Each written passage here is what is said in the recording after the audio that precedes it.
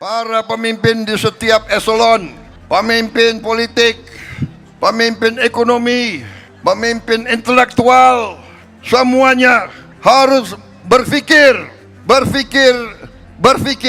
berjuang, mengabdi untuk kepentingan rakyat Indonesia semuanya.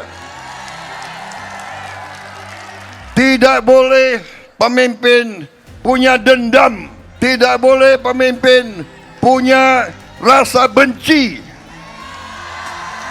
tidak boleh pemimpin punya rasa dengki, tidak boleh pemimpin selalu mencari-cari kesalahan pihak lain.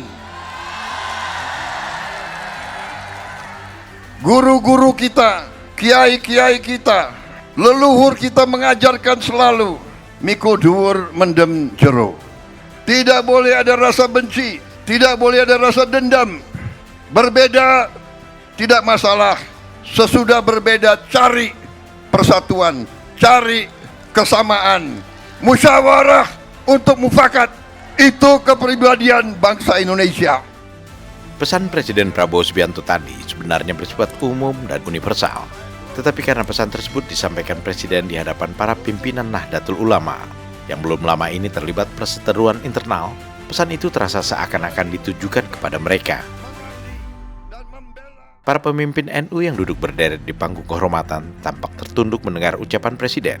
Sementara warga Nahdien yang jumlahnya diperkirakan mencapai 100.000 orang lebih menyambut antusias pidato kepala negara dengan seruan-seruan sepertanda setuju. Perselisihan tajam antara jajaran Suriah yang dipimpin Kiai Haji Miftahul Akhyar dengan jajaran Tanfiziyah yang dipimpin Kiai Haji Yahya Khalil Stakuf atau Gus Yahya telah membuat warga NU yang jumlahnya mencapai 100 juta orang lebih di seluruh Indonesia sempat dilanda kebingungan karena terjadinya dualisme kepemimpinan. Bersyukur bahwa akhirnya kedua belah pihak sepakat untuk melakukan islah atau rekonsiliasi dengan mempercepat muktamar NU pada tahun 2026 guna mengakhiri perselisihan. Tidak sedikit pun Presiden Prabowo menyinggung permasalahan internal di tubuh NU. Namun pesan Presiden tentang pentingnya para pemimpin menjaga persatuan sangat relevan dengan konflik kepemimpinan yang melanda organisasi besar Nahdlatul Ulama saat ini. NU dikenal sebagai organisasi keagamaan yang senantiasa menjaga persatuan dan kesatuan, serta menjaga kebinekaan dan harmoni antar seluruh elemen bangsa. Sehingga Presiden Prabowo pun mengaku bahwa ia selalu merasa tenang dan sejuk setiap kali berada di tengah-tengah warga NU, serta merasa lebih berani untuk membela seluruh rakyat Indonesia. Setiap kali saya muncul di tengah-tengah Nahdlatul Ulama, di tengah-tengah santri-santriwati, di tengah-tengah kiai, apalagi ada kiai-kiai besar dan ulama-ulama besar di belakang saya, rasanya saya terus jadi lebih berani untuk berbakti, mengabdi dan membela rakyat Indonesia seluruhnya. Saudara-saudara, 100 tahun kiprah pengabdian NU telah membuktikan bahwa NU sungguh-sungguh adalah pilar daripada kebesaran bangsa Indonesia. Setiap kali negara dalam keadaan bahaya, NU tampil untuk menyelamatkan. Saudara-saudara sekalian, NU selalu memberi contoh, NU selalu berusaha untuk menjaga persatuan. Dan memang itulah pelajaran sejarah. Tidak ada bangsa yang kuat, tidak ada bangsa yang bisa maju kalau pemimpin-pemimpinnya tidak rukun. Karena itu, saya selalu mengajak semua unsur, selalu mari kita bersatu. Boleh kita bertanding, boleh kita bersaing, boleh kita berbeda, boleh kita berdebat, tapi di ujungnya semua pemimpin Indonesia, semua pemimpin masyarakat harus rukun, harus menjaga persatuan dan kesatuan. Saudara-saudara sekalian, saya hadir di sini, saya ingin menyampaikan intinya adalah terima kasih Nahdlatul Ulama. Terima kasih para kiai, para ulama. Terima kasih seluruh Nahdliyin semuanya, keluarga besar Nahdlatul Ulama. Terima kasih atas peran NU menjaga kedamaian dan stabilitas di Republik Indonesia.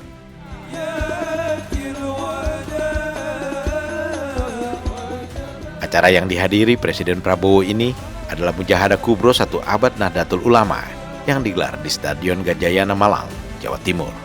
Kedatangan Prabowo disambut lantunan nasyid atau syair Talal Badru Alaina yang artinya telah datang rembulan kepada kami. Syair ini dulu untuk pertama kalinya dinyanyikan oleh kaum Ansor saat menyambut kedatangan baginda Rasulullah Muhammad SAW di kota Madinah. Warga Nahdliyin berpadat-padatan menyambut kedatangan Prabowo dan berusaha untuk bisa bersalaman dengan pemimpin yang mereka cintai itu. Sambutan hangat ini mendapat balasan setimpal dari Presiden yang dengan ramahnya menyapa dan menyalami para Nahdliyin, sehingga langkah Presiden menuju panggung kehormatan terasa begitu lama. Hubungan Prabowo dengan warga NU sudah terjalin sangat lama dan sangat akrab.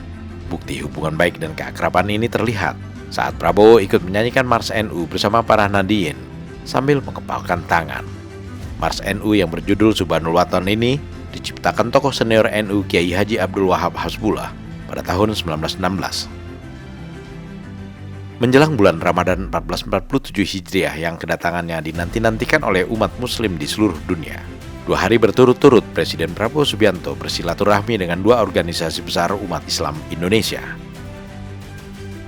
Yang pertama dengan Majelis Ulama Indonesia dan yang kedua dengan Nahdlatul Ulama. Kedua pertemuan itu memperlihatkan bukti menyatunya ulama dan umara, seperti yang disampaikan penyelenggara acara Mujahadah Kubro, Ketua Pengurus Wilayah Nahdlatul Ulama atau PWNU Jawa Timur, Kiai Haji Abdul Hakim Mahfudz, yang dikenal dengan julusan Gus Kikin.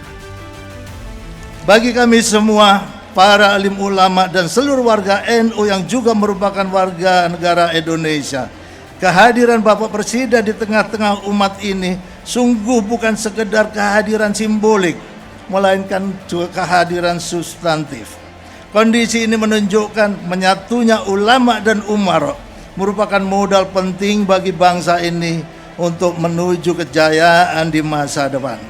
Fakta ini memberikan pesan yang kuat mengenai relasi ulama dan umara yang maujud, saling membersamai, saling menyapa, saling menyadari bahwa terdapat hubungan yang erat dalam tali ke-NU-an antara warga NU dengan Bapak Presiden, pemegang mandat demokrasi di Republik ini. Sebagai mandataris MPR, Presiden Prabowo mengungkapkan tugas utamanya, yakni melindungi segenap tumpah darah Indonesia. Tugas itu diartikan Presiden sebagai tugas melindungi seluruh rakyat dari berbagai ancaman, termasuk ancaman kemiskinan dan kelaparan, serta melindungi kekayaan alam milik seluruh rakyat dari gangguan pihak asing dan gangguan sekelompok orang yang berusaha mengeruk kekayaan bangsa dan negara tersebut untuk keuntungan mereka sendiri. Selain itu, Prabowo juga menyatakan keharuannya atas berlangsungnya toleransi dan kerjasama antar umat beragama di Malang, Jawa Timur, guna menyukseskan acara Mujahadah Kubro.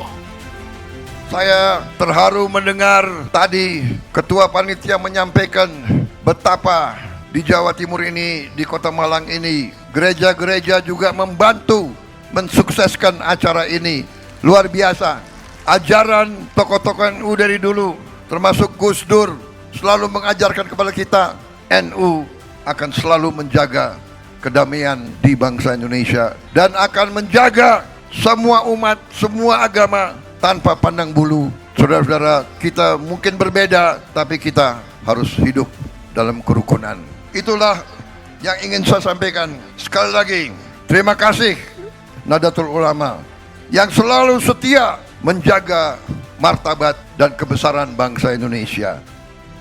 Mujahadah Kubro Nahdlatul Ulama di Malang, Jawa Timur memang berlangsung dalam semangat harmoni dan toleransi. Ketua Panitia juga mengungkapkan bahwa organisasi Muhammadiyah setempat ikut membantu terlaksananya acara Mujahadah Kubro dengan menyumbangkan konsumsi.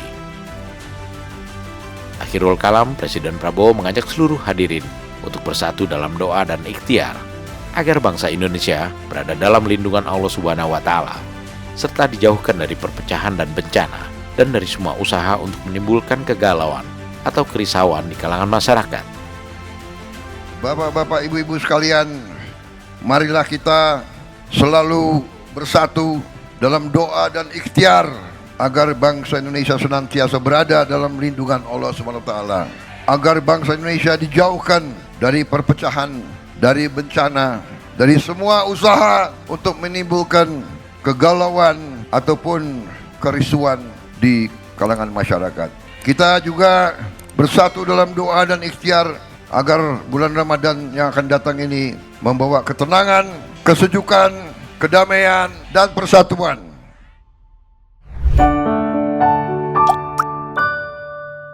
Men of our time.